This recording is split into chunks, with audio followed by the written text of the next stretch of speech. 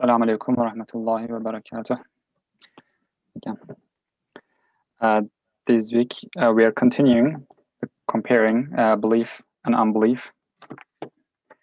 And in the last 2 weeks, we have been talking about past and the future and how we are affected from them and how belief makes us say Alhamdulillah, both when we look at our past, the people who passed away, or also like our future, what will happen to us in the future. And we mentioned that we are connected with all the creatures. We have this week too, our speakers are Colin Turner from UK and Baykar Yurdakul Karabi from Bloomfield. We will continue inshallah our topic. This week we will study, we will read from again 29th Flash, comparing belief and unbelief, how belief gives us consolation and happiness. Inshallah, the upper aspects. A'udhu billahi minash shaitanir rajim. Bismillahir rahmanir rahim. On the phrase Alhamdulillah. Upper aspect. This is the heavens. What we mean by upper aspect is the heavens, the sky. When a person looks at this aspect through the spectacles of philosophy, he feels an awful terror at the great speed and variety of the motions, like horse races or military maneuvers, of the millions of stars and heavenly bodies in endless space. When a person looks at this aspect through the spectacles of philosophy, he feels an awful terror at the great speed and variety of the motions. He feels an awful terror. Whereas when a believer looks at them, he sees that just as those strange and wonderful maneuvers are being carried out under the supervision of a commander and at his command. So the stars are adorning the world of the heavens. Stars are adorning the world of the heavens and are light-giving lamps for him. As a result, he feels not fright at those horse racing, but familiarity and affection. It is surely little to say Alhamdulillah thousands of times for the bounty of belief, which thus illuminates the world of the heavens for us. Alhamdulillah.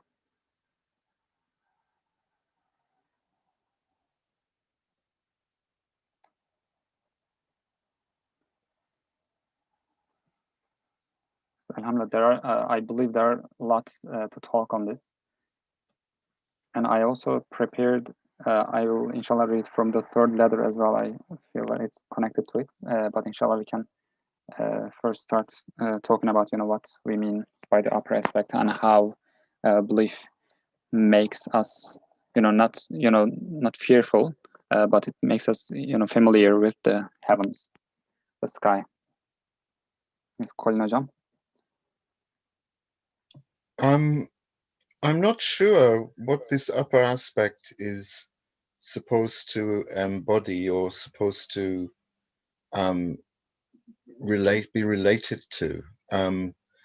If we're just looking at the enormity of creation, which is possibly infinite, then clearly there is this notion that we are very, very small. And also insignificant in the greater scheme of things.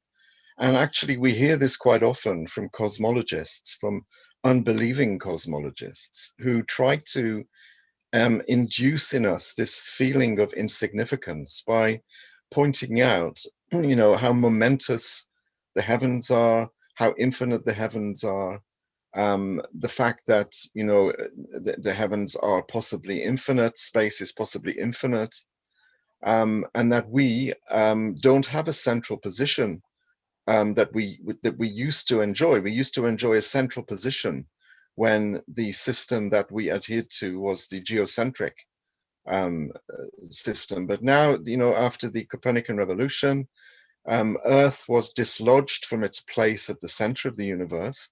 And of course, God was also gradually banished from the central position that the divine had in human life. So I think that this awesomeness that people see in the heavens is a double-edged sword, because the philosophers they adduce they use this as proof for them of the insignificance of the human race, basically, and of the earth. So it's very important that this aspect be understood properly, because if we see it through the spectacles of philosophy, if we allow our interpretive position to be one of subjectivity, then we are bound to not understand what's happening in the heavens. We're bound to see it as chaotic. We're bound to see it as infinite and full of awe and full of terror. We don't see it as the result of a wise and purposive creator. So I think this aspect is very important. This is something which is used against us as believers. It's used to show us how actually insignificant we are, when actually nothing could be further from the truth. We are not insignificant. We are very tiny from the spatial perspective. If you are sort of comparing us on a level of size, then of course the Earth is just a tiny speck. But that tiny speck also has a very central position in the cosmic scheme. And human beings, who are Ashraf al-Makhluqat, the most noble of creatures, also have a central position.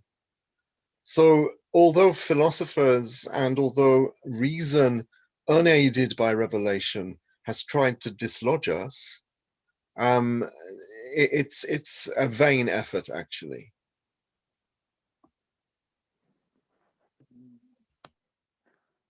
When I read this part, I never thought about that aspect, our position, in the universe, right? So how And did you understand it? I would be I interested was, to know. when I read it, I was more thinking about, how amazingly it was created, and when you look at it, the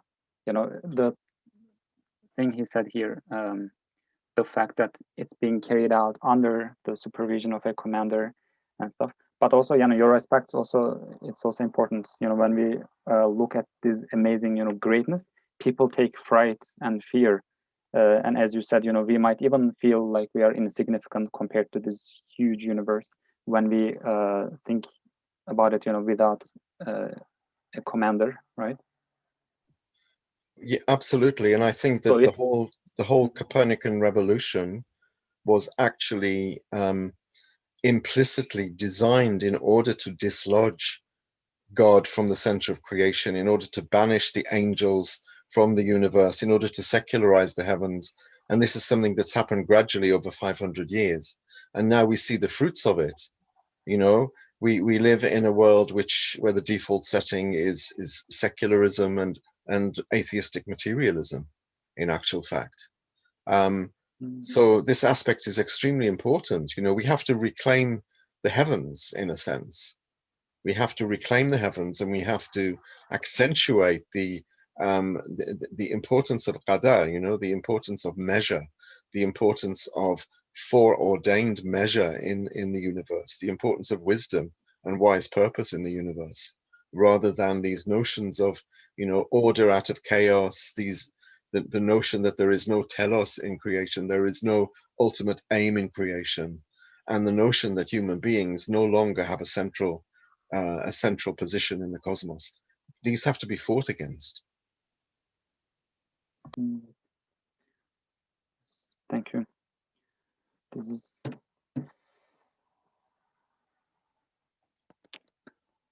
also, he says, like, but when a person thinks that they are all controlled by the same commander, and yesterday in one of other discussions we had, we talked about the verses in the Quran. Allah talks about the creation and how he controls the sky, all the heavens and earth, and right after that, right after he mentioned that, he also talks about how he controls and knows what's in our hearts, what we think, what we intend, our intentions. So he's the one who controls this amazing universe, is also connected to us. So, you know, that removes the idea that we are insignificant, I guess. Right? So it's not about the measure and how big we are in the universe. And even when I think about it, you know, us, you know, being in the center of the universe, even the thing I mentioned, you know, the verse in the Quran that's, you know, the one who controls the sky also knows what's in our hearts and is connected to it. So that actually makes us in the center of the universe, not literally, but because of our importance to the Creator. That's right. But you'd be amazed how many Muslims actually echo the sentiments of these cosmologists, you know, who have demoted God and who have secularized the heavens and who are trying to portray humankind and the earth as occupying an insignificant position as a tiny speck in a tiny galaxy in a far-flung part of the universe. These are poisonous observations. Actually, these are poisonous propositions that we have to really counter, and it saddens me when I see Muslims echoing them and saying the same things.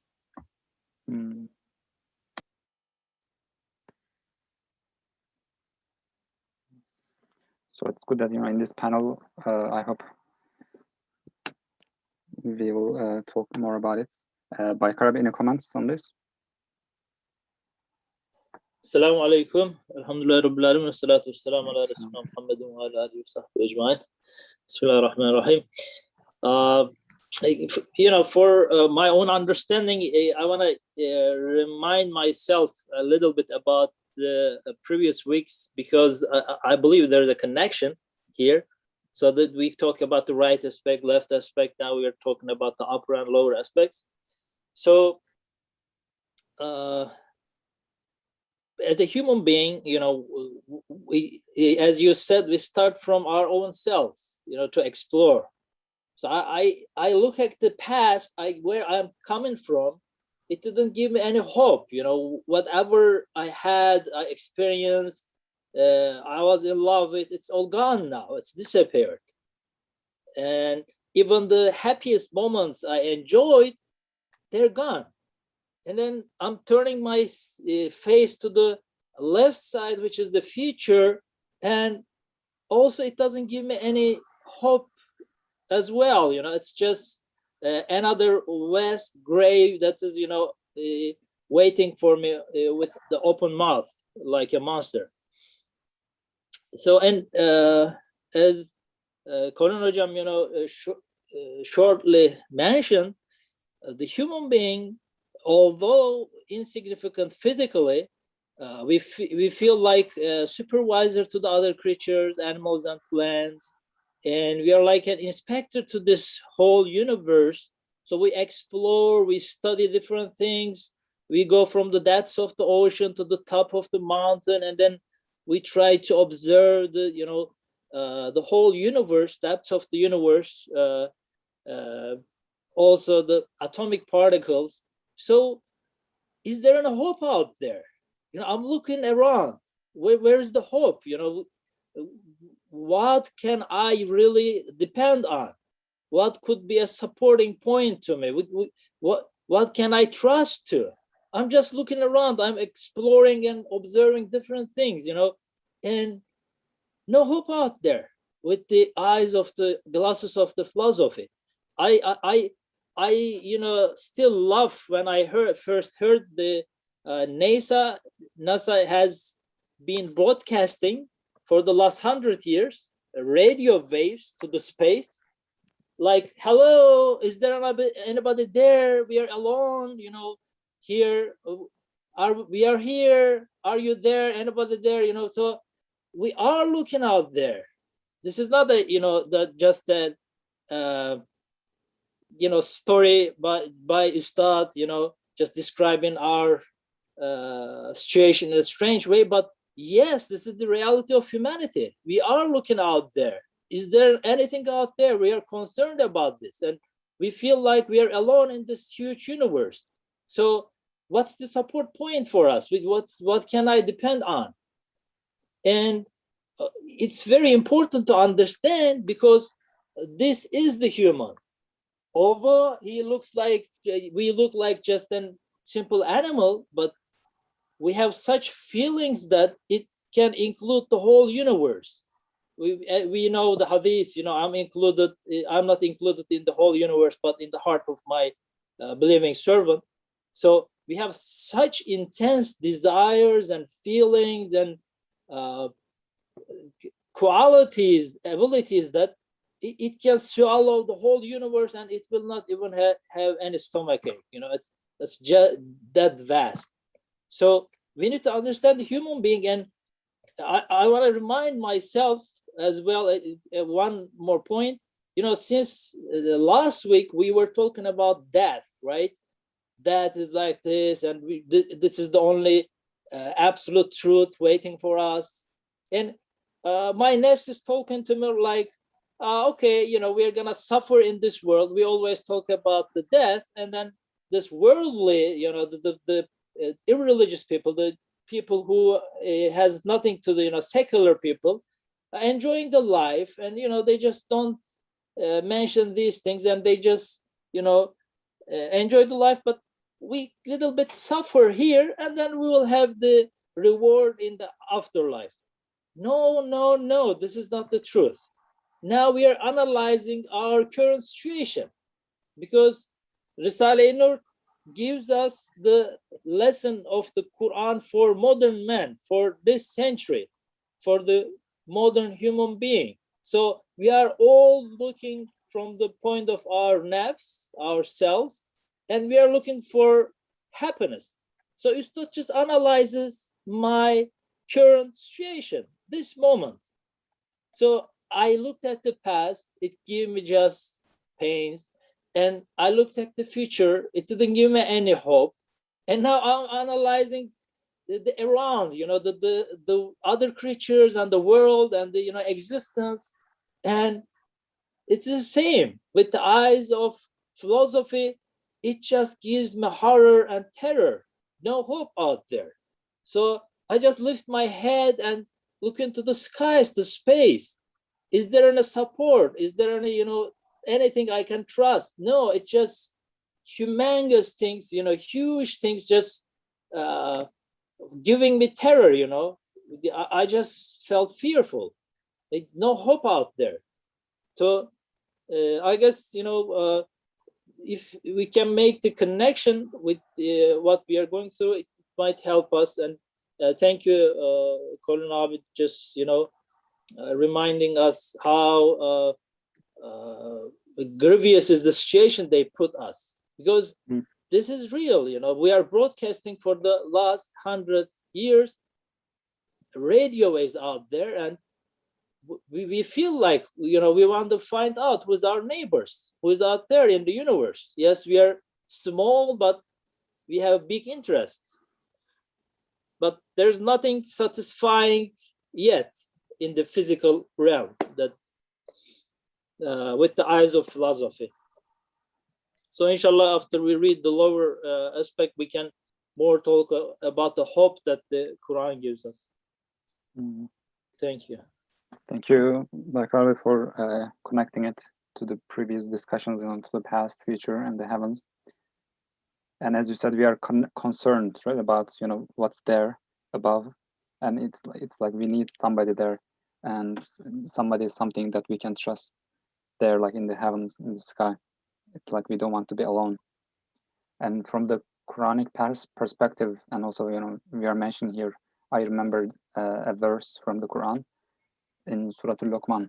This morning I was reading, and it says there, Allah says, "Alam taraw anna Allah sakhara lakum ma fi as-samawati wa ma fi al-ard." So He made whatever is in the heavens and whatever on the earth serve you. We being connected to their creator, a commander, and knowing that as you said by Caribbean, we are in His eyes, like we are as valuable as the heavens, that we are trying to find hope in the heavens, but we are actually in every believer, we are like as important and as valuable as these huge immense beings. we are as valuable as them. If we think about it, spiritually, their creator gives us more importance than them. And connecting to that, Colin Hocam, any comments? No, I think Baikar. I want to read from the third letter as well. Yeah, just the point that Baikar made about fear. Fear is something that's important because it keeps people in control. It controls us. We can be controlled by fear. So we put our trust in science. We put our trust in unbelieving scientists. We put our trust in governments. We put our trust in social engineers to be able to plot our future course. And we, of course, think that they understand everything because the scientific reins are in their hand. The keys to the laboratories are in their hand. And, they take us forward on this wave of sentiment, pro-scientific sentiment, which actually verges on the scientistic. The notion that science can solve absolutely everything, the notion that science can answer all of the big existential problems, even non-scientific problems. So it's very important that we be kept in a state of fear rather than awe. To be awed is good because it makes us marvel at the wonders of creation. But to be but to be fearful is very negative. And the result of this philosophical speculation is actually fear rather than awe, and that's bad.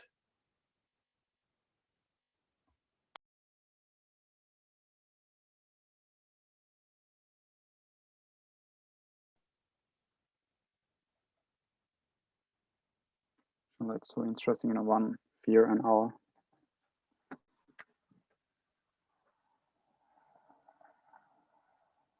I want to read from the third letter, inshallah. It's also talking about, the heavens. And Ustad mentions about the stars. And now the stars, they demonstrate as brilliantly as the sun, the majesty of lordship and glittering divine sovereignty of the one who spins this earth of ours and the planets with perfect order in space, each like a ship or airplane. See that majestic dominion which has under its rule ships and airplanes 1,000 times greater in size than the earth, and that travel thousands of times faster. You can see from this, then, what an elevated happiness, what a great honor it is to be connected to such a monarch through worship and belief, and to be his guests. In one aspect, we see fear, right? We look and we see hopelessness, fear.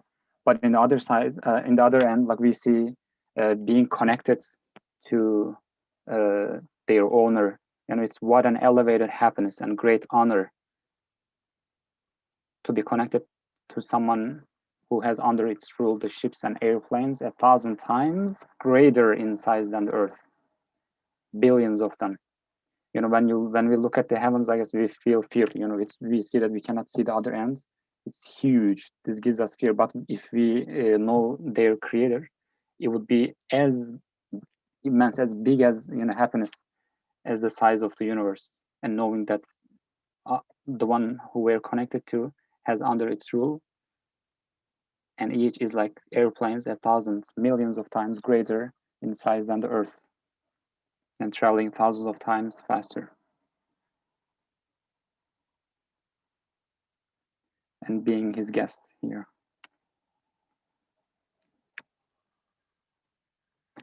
These aspects.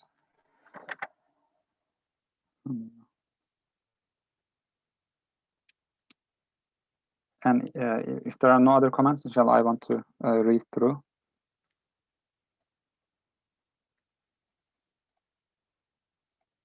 Part. And then Ustad continues, then I looked at the moon and saw a shining light of miraculousness in the verse. وَالْقَمَرَ قَدَّرْنَاهُ مَنَازِلَ حَتَّى عَادَ كَالْعُرْجُونِ الْقَدِيمِ. and the moon we have measured for her mentions till she returns like the old lower part of a date stalk. And indeed, the determining, rotating, regulating, and the illuminating of the moon and its positioning in regard to the earth and the sun with an extremely precise reckoning is so wonderful, so astonishing, that for the all-powerful one who orders and determines it thus, nothing at all could be difficult. It instructs all beings with intelligence who behold it, conveying to them the idea, the one who makes it thus can surely do anything, everything. And it follows the sun so that it does not deviate from its path even for a second, or lag behind one iota in its duties. It makes those who observe it carefully exclaim, Subhana man tahayyara fi sun'ihi al-uqul. Glory be to the one whose art bewilders the mind. So these aspects, it gives us so much happiness and satisfaction. And then this verse occurred to me. هو الذي جعل لكم الأرض ذلولا فامشوا في مناكبها, from Surah Al-Mulk. He it is who has made the earth submissive to you, so traverse its tracks, which suggests that the earth is a subjugated ship or mount. From this I saw myself high up in a huge ship, journeying at speed through space.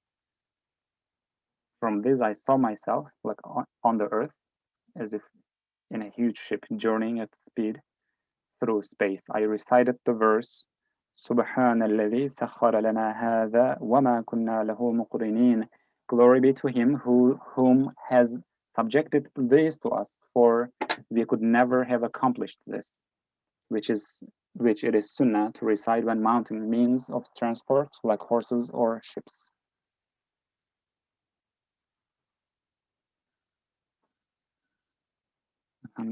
Any comments on this?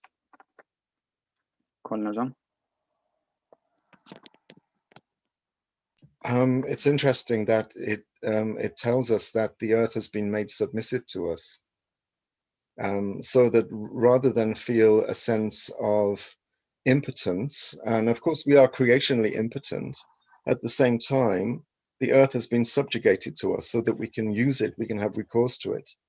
It's like a horse that we can ride, or it's like a garden that we can use to sow plants in. So these are things that God has subjugated to us. So there is no need for us to feel completely despairing, that we live as an insignificant speck on an insignificant planet in an insignificant section of the universe, which is not the case. We live on a planet that has been subjected to us and that has been decked out in all kinds of adornment and all kinds of decoration for our use. And it has been subjugated to us. The angels, these forces which are part of the whole creative process, they also have been subjugated to us because we are weak, because of our weakness. All that philosophy sees, or all that reason unaided by revelation sees, is that human beings are totally insignificant and that the earth is just a tiny dot somewhere somewhere far flung in the universe. They don't see the other side of the coin, which is that because of our weakness and because of our existential impotence, the earth and everything in it has been subjugated to us by its creator. This is something that, of course, philosophy does not acknowledge.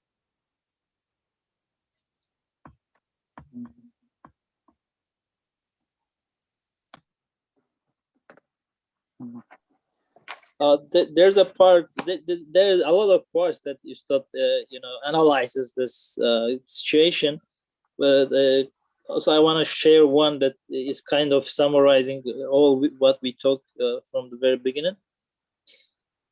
Then the world of the earth appeared on the journey of the imagination, the dark, hypothetical rules of the philosophy, which does not obey religion, depicted a ghastly world, voyaging through space on the ship of the aged earth, which travels 70 times faster than a cannonball, a distance of 25,000 years in 1 year, ever disposed to break up its interior in a state of upheaval. The situation of wretched humankind appeared to me in a desolate darkness. My eyes darkened, I flinged the spectacles of philosophy to the ground, smashing them. Then I looked with an eye illuminated with the wisdom of the Quran and belief, and I saw the names of the Creator of the heavens and earth, all-powerful, all-knowing, sustainer, Allah, sustainer of the heavens and earth, subjugator of the sun and moon, had risen like suns, and the signs of mercy, tremendousness, and dominicality. They lit up the dark, desolate, and terrifying world so that the globe appeared to my eye of belief as a most well-ordered, subjugated, pleasant, and safe ship, or airplane, or train. It contained everyone's provisions and had been decked out for trade and enjoyment, and to carry beings with spirits through the dominical realms around the sun. I exclaimed, all praise be to Allah, to the number of particles of the earth for the bond of belief.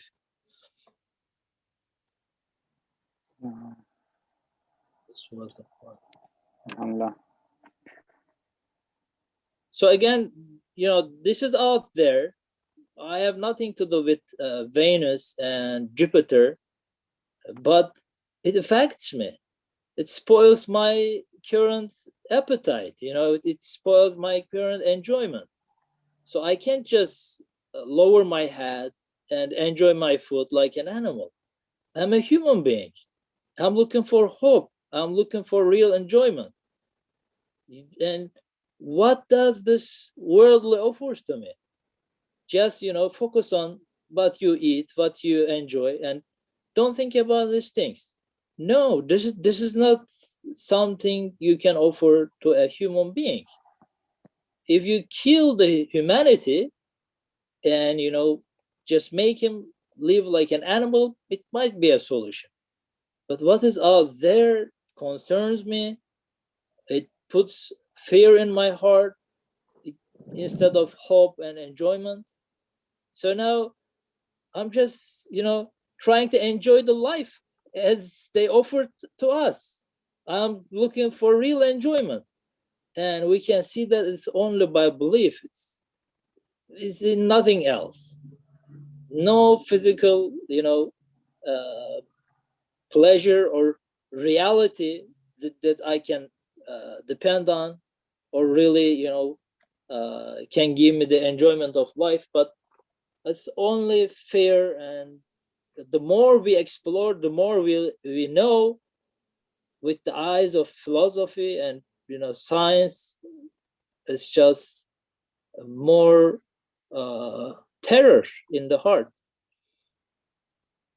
It should be the vice versa. The knowledge gives you tranquility and peace.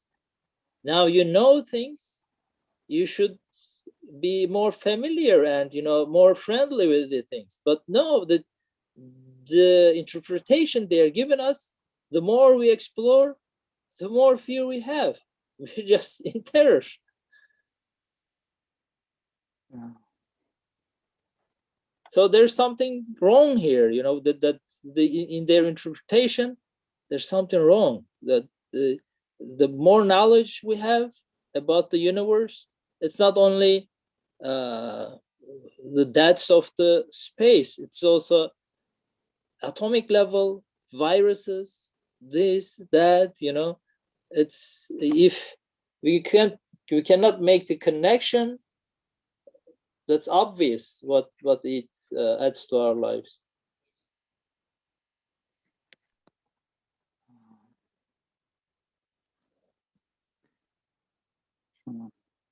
Jazakallah khair. We as humanity, we cannot stay indifferent to the sky. You will either feel terror, right, or pleasure, familiarity. And inshallah, we can read the lower aspect. I believe it's connected. If there are no more comments. Colin hocam. No, I have nothing to add to that. Okay, inshallah. Lower aspect. Lower aspect. This is the earth. When man looks at this world with the eye of philosophy, he sees it as an untethered, unheltered animal wandering aimlessly around the sun, or like a hulled captainless boat, and he is carried away by fear and anxiety. When man looks at this world with the eye of philosophy, he sees it as an untethered, unheltered animal wandering aimlessly around the sun, or like a hulled or captainless boat, and he is carried away by fear and anxiety. But when he looks with belief, he sees it in the form of a ship of the most merciful one, plowing its course around the sun under the command of God Almighty, with all its food, drink, and clothing on board, for the pleasure of mankind.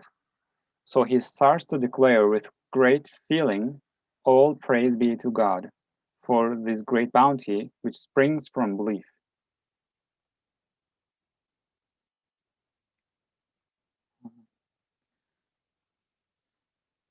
It's an amazing, how to describe the earth. It's like a ship of someone who loves us, and a ship with all its food, drink, and clothing on board for the pleasure of mankind.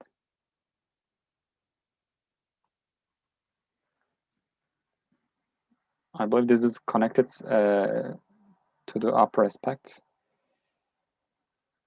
Colin hocam. Yeah, this appears to be just the mirror image of the upper aspect, just as we look up towards the heavens, when we look down towards the earth, we see that the earth again is pointless. It is just matter in motion. And if we understand the heavens and the earth in the Quranic sense as symbolizing spirituality and materiality, with samawat, symbolizing spirituality, we've seen that the heavens are seen to be frightening places with no wise purpose to them. So that on the spiritual level, human beings' spirituality, actually spirituality is something that is disavowed, is repudiated by materialists. So, when we look at heavens and the earth as symbols of spirituality and materiality, on both counts, materialists see absolutely no wise purpose in either. They see no wise purpose in the material world. It's just matter in motion. And they see no wise purpose in what we would call the role of the realm of malakut, in the hidden realms of spirituality, which actually don't exist for materialists. And it's interesting that materialists see space as a vacuum. They also see human beings as spiritual vacuums. So there's a very interesting parallel here between the upper aspect and the lower aspect.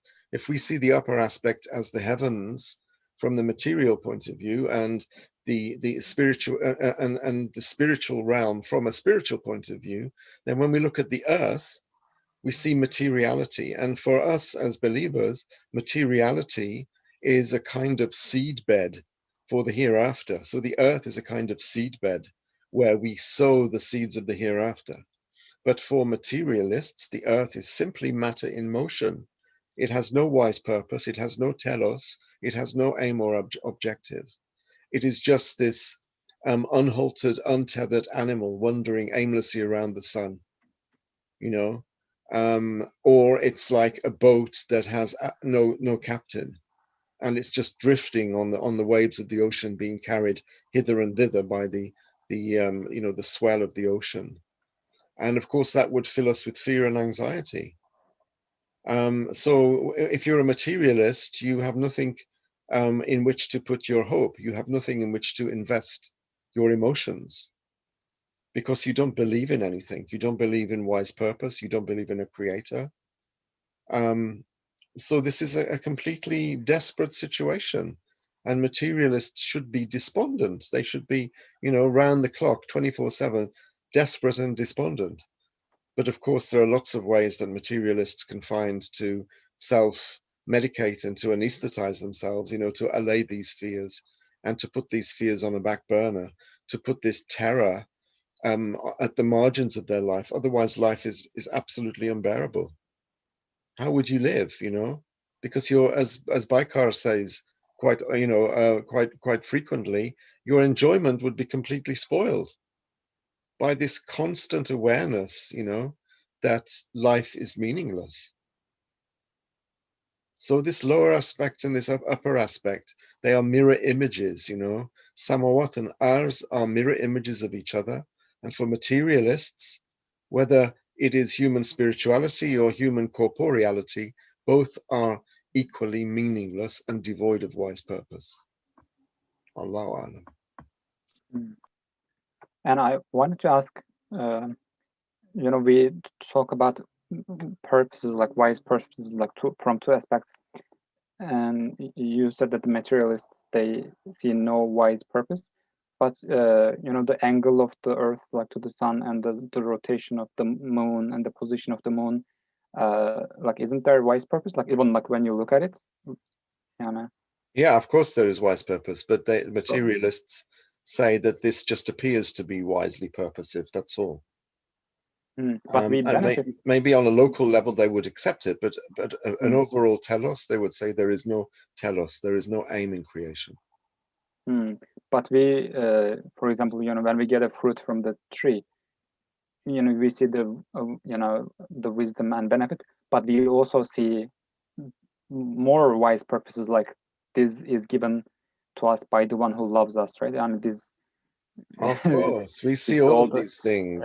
But you say the materials cannot, of course, see that aspect. Because if a materialist talks about wise purpose, then that's dangerous talk for a materialist, because, you know, okay, if it's wise purpose, who has set this wise purpose? You know, the only thing that they can invoke at this time is matter itself. Somehow matter knows what it's doing. But whether that is wise purpose or it's just, you know, by accident, you know, it's just luck, it's just chance, it's just randomness, but it happens to work out. It happens to work towards a particular goal, an apparent goal on an apparent trajectory, but all of this is accidental. It's the product of, you know, a countless number of random events. And, you know, evolution, the theory of evolution, actually consolidates this idea of randomness and perpetuates it. And unfortunately, there are some Muslim scholars and scientists who also believe in evolution, and unfortunately parrot the words of evolutionists, which actually betoken unbelief. Inadvertently, they are repeating words of unbelief when they invoke processes such as random mutation, for example, or, you know, chance. Is it random mutation or random selection? These processes which evolution are supposed to be undergoing, you know, they are random and they are by chance. Natural selection, sorry. Random mutation and natural selection.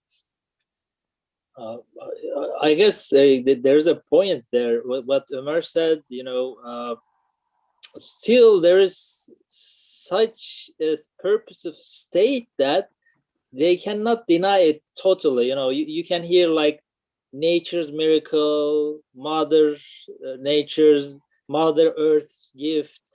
Yeah, and we are human beings, and still there's something out there that if you deny this, I cannot really define you as an human being. You know, I'm sorry.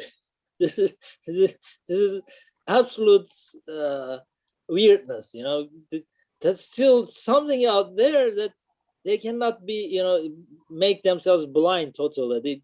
It's here and there, but they cover it. They just do not want to, as Colin, you know, beautifully explained. They don't want to just state it, you know, exclaim it. Yeah, it just beggars belief that anyone can look at the world. Any scientist whose own life would be full of goals and aims and objectives and ambitions, and whose every move is designed to fulfill a certain purpose. But when they look at the whole of creation, they see, well, ultimately there is no purpose. And the more form that they see and the more order and equilibrium they see, the more purposelessness they see. And they admit this openly, you know. They say the more order and equilibrium and form that we see, the more we realize that it's totally purposeless and meaningless, ultimately meaningless. You know, this is crazy. You know, you say that they don't actually, they're not eligible for the title human being. This is, you know, it's just crazy, you know, absolutely crazy.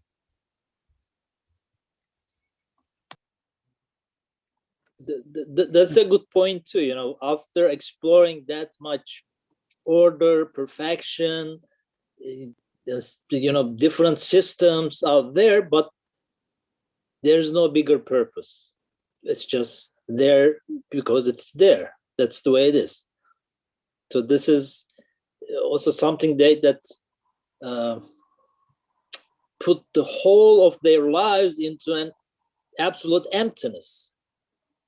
I believe that this makes them angry in a way, you know, because you study something for years, a fly's wing for 30 years, and if you do not attach this to an absolute truth, this is just vain. That at the end of the story, you cannot really, you know, get anything out of that. That's the end of the story. An absolute purposelessness just gives birth to all this perfection.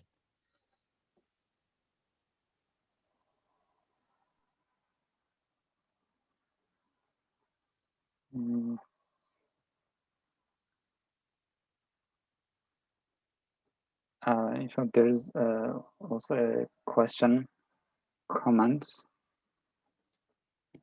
I was reading that, so I can read it out loud. When Prophet Muhammad والسلام, ascended to the 7 layers of sky during the night of Miraj, does it mean that Prophet Muhammad, Angel Gabriel, and Burak physically went through all these galaxies, or those 7 layers of sky is interpreted as a spiritual realm sky, another dimension, not these whole galaxies?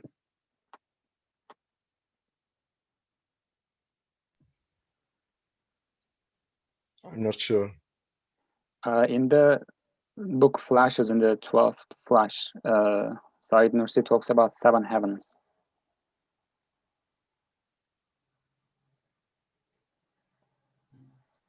Even, you know, I believe, I'm not sure if I got the question exact, but just to share my own feeling about this, you know, again, our physical smallness, minute scale of the earth and human being comparing to physical to the other part of the universe just deceives us, because the value, the bigness in the universe is not you know, directly related with the physical size. You can see, you know, a small thing controlling huge things. You hold in your hand a small button, a remote control, and you can control a huge ship as big as a city. You know, so it's not directly related. It just fakes us because we are so much materialistic. Otherwise, there is a universe in an atom. There is a universe in a cell. So what Prophet ﷺ really explored, since he had a perfect, a great tafakkur, you know, observation of this universe, Allah subhanahu wa ta'ala just opened up the sources, the treasuries, the life, you know, where this stream, the river is coming from. He went up to the fountain. So the reality is open to him. Yes, of course, he had a physical travel to the presence of Allah subhanahu wa ta'ala, but it's not just like I get onto the rocket and I go, you know, I don't know how many, what they call it, sunlight distance. So it's not something like that. It's the whole universe is opened up under his feet, in a way. Mm.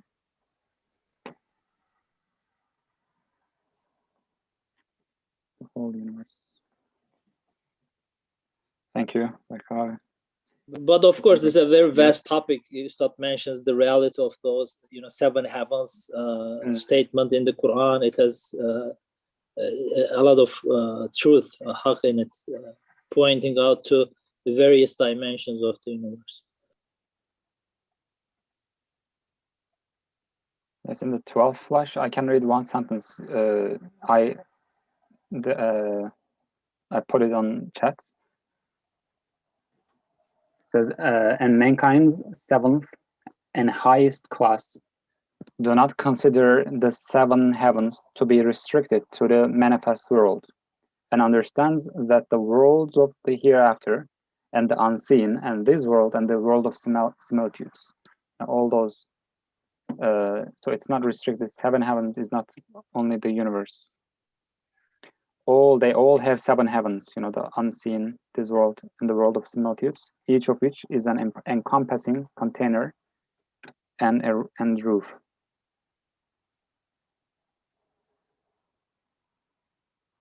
Even, you know, for us, even the universe looks like limitless. You know, the physicians now, the physicists, they can calculate the size of the universe. Maybe, you know about that. So it's not like I go, and you know, now I'm at the end of the universe. Outside there, I have the God. It's not like that. Allah subhanahu wa ta'ala is everywhere with his ilm, with his knowledge, with his irada.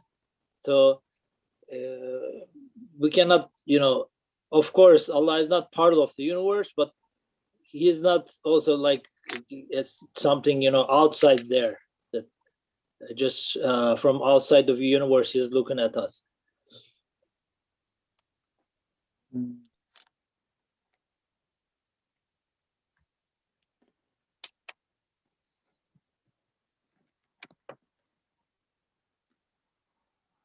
In the very beginning, you mentioned the discussion that we did yesterday. Quran, you know, also wants us to make this connection constantly. Allah created the heavens and the earth, but he is also well aware of our minutest dreams in the depths of our hearts, as with every single individual servant of his, concerning specifically to every single creature.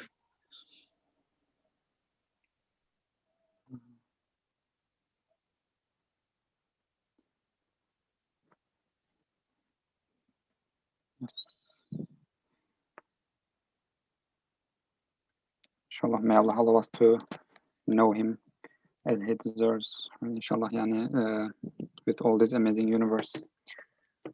When we look at the sky, we see all the stars. It's amazing, huge universe. And as you said, Allah, you know, controlling them and giving us importance as he has that.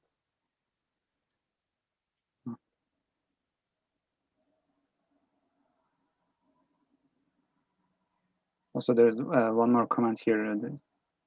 Brother Ali says, thank you for explaining. From this explanation, I think the 7 heavens can be interpreted as another dimension or realms, which only he knows, and he opens the access for Prophet Muhammad to pass it in fast way. And it's also interesting, you know, we talked about this physical manifest world, also, you know, that there are other realms, other dimensions, and other worlds, other universes like this in a different dimension. The alemi arwah, alemi mithal, world of similitudes, and the intermediate realm, the world of hereafter.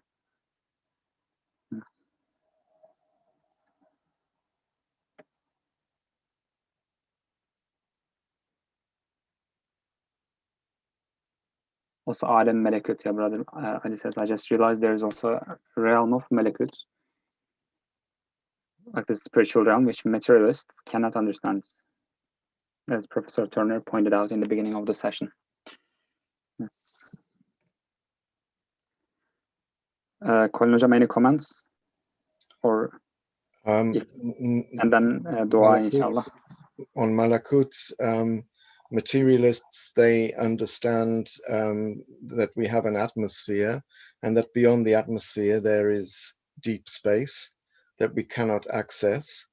And of course, everything that we see in creation has a parallel, has a spiritual parallel. So if we look at the atmosphere, we can see that the atmosphere parallels that part of the alam al-ghaib which is accessible to us, because there is ghaib nisbi, relative unseen, and then there is absolute unseen. Relative unseen is the world of malakut, the world of dreams, the world of similitudes, the world of imagination, the world of akhirah.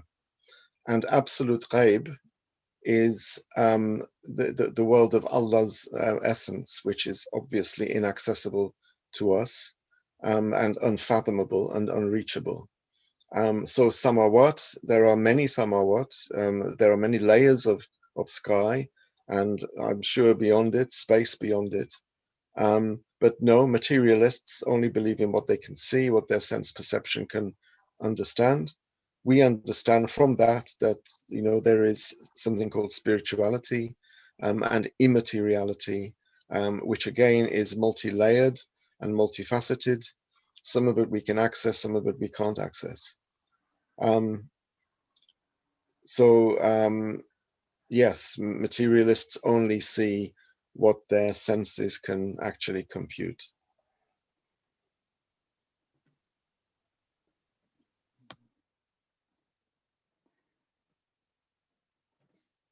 Thank you, Colin.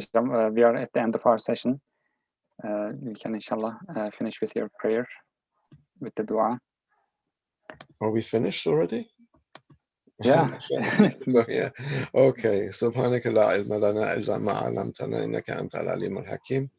May we have the inner vision to see creation at the very highest magnitude of the beautiful names of Allah and the very highest resolution of the divine attributes, inshallah.